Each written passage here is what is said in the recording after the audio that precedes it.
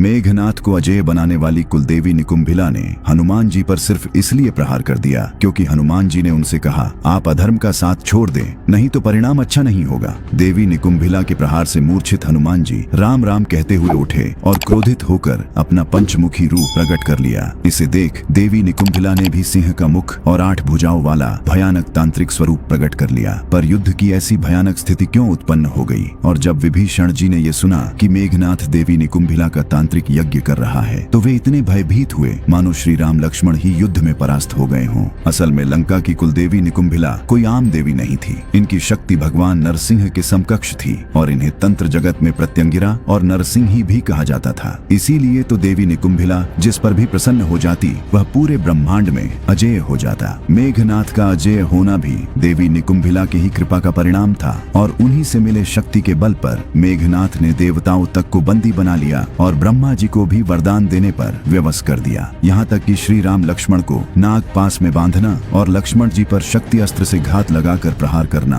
सब देवी निकुंभिला से प्राप्त सिद्धियों का ही परिणाम था। पर जब जब मेघनाथ का सामना हनुमान जी से हुआ तो देवी निकुंभिला भी उसे विजय नहीं दिला पाई और इसी बात से तिलमिलाया मेघनाथ सीधे सीधे देवी निकुंभिला से ही हनुमान जी को युद्ध में परास्त करने को बोलने लगा। दरअसल यह कथा उस समय की है जब विभीषण भागे भागे श्री राम के शिविर में पहुंचे। उनके चेहरे पर ऐसी चिंता थी मानो सब समाप्त हो गया। उन्होंने कांपते हुए कहा, प्रभु अनर्थ होने वाला है। मेघनाथ लंका की गुप्त निकुंभिला गुफा में प्रलयंकारी यज्ञ कर रहा है। इस पर लक्ष्मण ने पूछा, कैसा यज्ञ भ्राता विभीषण? विभीषण ने गहरी सांस लेकर कहा, वह अपनी कुलदेवी निकुंभिला को प्रसन्न कर रहा है। यह कोई साधारण देवी नहीं है, यह प्रत्यंगिरा है, अथर्व वेद की साक्षात शक्ति, सिंह का मुख और नारी का शरीर। अगर मेघनाथ यह गोपनीय यज्ञ पूरा कर लेगा तो उसे एक ऐसा मायावी रथ मिलेगा जिस पर सवार होने के बाद उसे त्रिदेव भी नहीं मार सकेंगे। वह अजेय हो जाएगा। हमें जल्दी ही वहां पहुंचकर उसका यज्ञ भंग करना होगा। और श्री राम की आज्ञा लेकर हनुमान जी, लक्ष्मण जी और विभीषण जी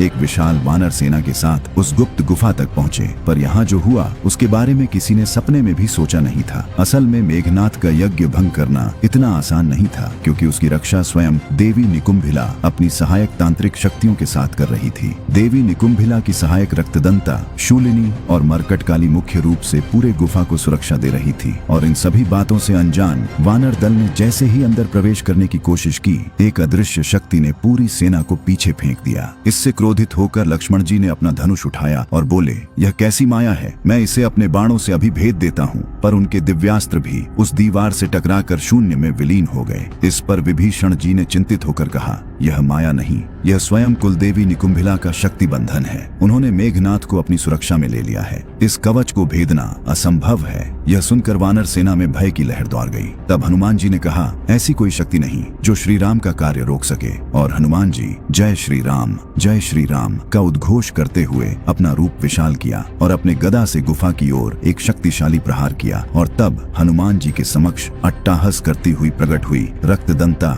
शूलिनी और मरकटकाली। हनुमान जी का इन तीनों से भयानक युद्ध शुरू हुआ। पर इन तीनों की तांत्रिक शक्ति के सामने हनुमान जी कमजोर पड़ने लगे तो उन्होंने तुरंत ही श्री राम को स्मरण किया और तब हनुमान जी में एक नई ऊर्जा का संचार हुआ। फिर उन्होंने अपने गदा के एक ही प्रहार से तीनों को परास्त कर दिया। पर अब कुछ ऐसा हुआ जिसने हनुमान जी को भी अचेत कर दिया। असल में हनुमान जी द्वारा रक्तदंता, शूलिनी और मरकटकाली को परास्त करने से देवी निकुंभिला इतनी क्रोधित हो गई कि वे तुरंत ही हनुमान जी के सामने प्रकट हो गईं। देवी निकुंभिला को देख हनुमान जी ने हाथ जोड़कर प्रणाम किया और विनम्रता से कहा, हे देवी, आप मेघनाथ की रक्षा करके अधर्म को बचा रही हैं। आप हमारे और मेघनाथ के बीच से हट जाइए। इस पर देवी निकुंभिला ने कहा, हनुमान, ऐसा नहीं हो सकता। मैंने अपने भक्त को रक्षा का वचन दिया हुआ है। तुम लोग मेरे रहते मेघनाथ को परास्त नहीं कर पाओगे। तब हनुमान जी ने कहा, आप अधर्म का साथ छोड़ दे, नहीं तो परिणाम अच्छा नहीं होगा। यह सुन देवी निकुंभिला अत्यंत ही क्रोधित हो गई और बोली, चुप हो जा वानर, जो मेरी शरण में है उसकी रक्षा मेरा धर्म है। तू मुझे धर्म सिखाएगा? लौट जा यहाँ से,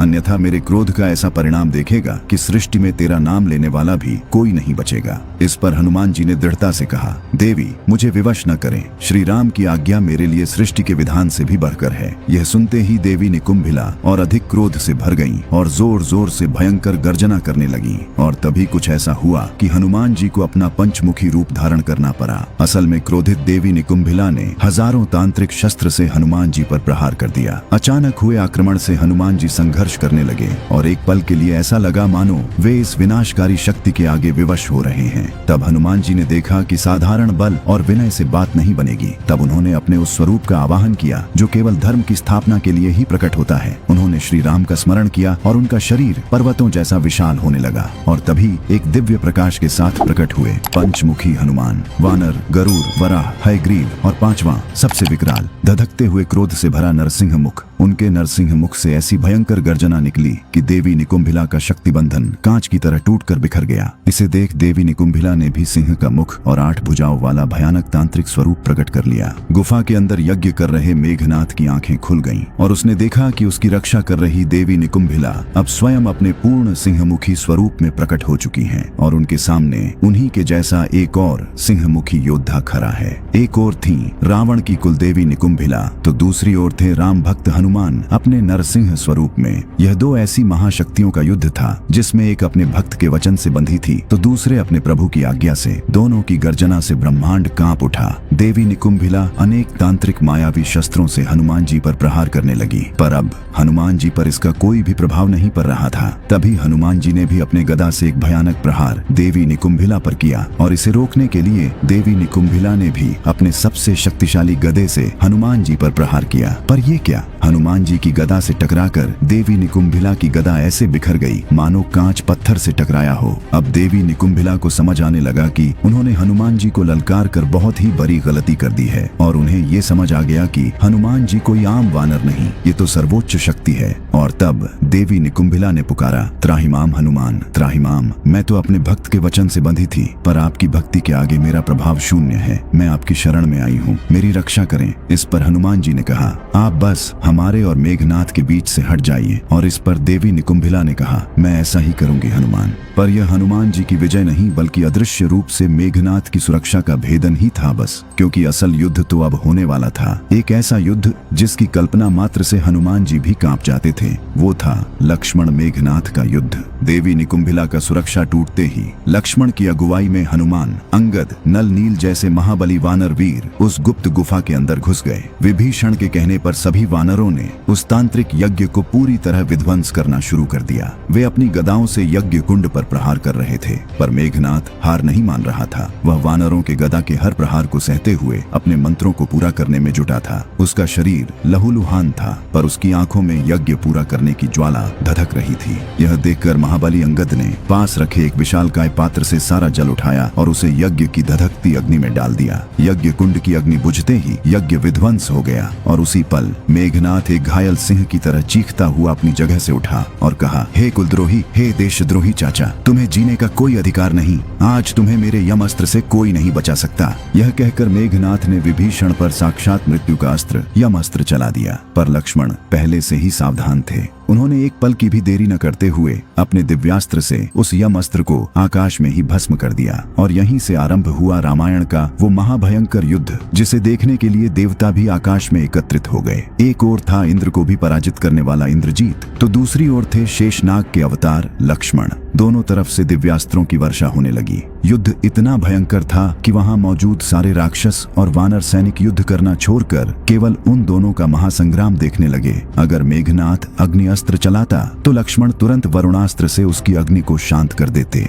जब मेघनाथ स्वर्ग को कंपा देने वाला इंद्रास्त्र चलाता तो लक्ष्मण शांति के प्रतीक सौम्यास्त्र से उसे निष्क्रिय कर देते। हजारों दिव्यास्त्रों का प्रयोग हुआ पर कोई हार नहीं रहा था। जो अस्त्र मेघनाथ चलाता लक्ष्मण उसे काट देते और जो अस्त्र लक्ष्मण चलाते उसे मेघनाथ नष्ट कर देता। जब मेघनाथ किसी भी प्रकार से लक्ष्मण को हरा नहीं पाया तो उसने क्रोध में आकर सृष्टि के सबसे विनाशकारी अस्त्रों में से एक ब्रह्मास्त्र का आवाहन कर दिया। अपनी ओर ब्रह्मास्त्र को आता देख लक्ष्मण ने युद्ध करने के बजाय हाथ जोड़कर उसे प्रणाम किया। इस पर ब्रह्मास्त्र भी उन्हें प्रणाम करता हुआ आकाश में लुप्त हो गया। यह देखकर मेघनाथ आश्चर्यचकित रह गया। उसने सोचा, यह कैसा योद्धा है जिसके सामने ब्रह्मास्त्र भी नतमस्तक हो गया। तब उसने भगवान शिव के प्रलयंकारी पाशुपतास्त्र का आवाहन किया पर लक्ष्मण ने भगवान शिव का ध्यान कर उन्हें भी प्रणाम किया और पाशुपतास्त्र भी उन्हें प्रणाम करता हुआ विलीन हो गया। अब मेघनाथ का क्रोध और आश्चर्य चरम पर था। उसने कांपते हुए हाथों से संसार के अंतिम और सबसे भयानक अस्त्र भगवान नारायण के सुदर्शन चक्र का आवाहन कर दिया। पर जैसे ही सुदर्शन चक्र लक्ष्मण जी के पास पहुंचा,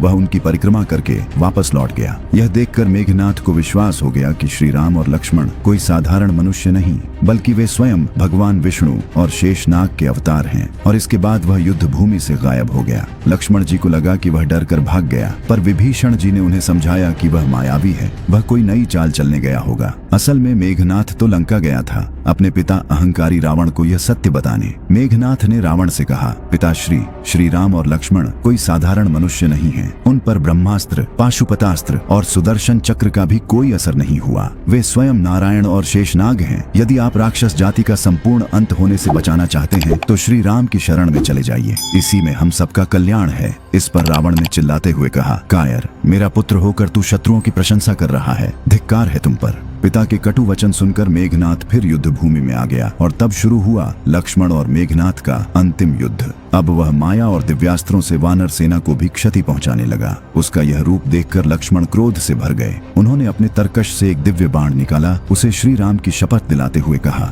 यदि मैंने सच्चे मन से श्री राम की ही सेवा की है तो हे बाण, तुम इस पापी का अंत कर दो। वह बाण विद्युत की गति से मेघनाथ की ओर गया और एक ही क्षण में उसने मेघनाथ का सिर काटकर भूमि पर गिरा दिया। यह देखते ही पूरी वानर सेना जीत की जय जयकार करने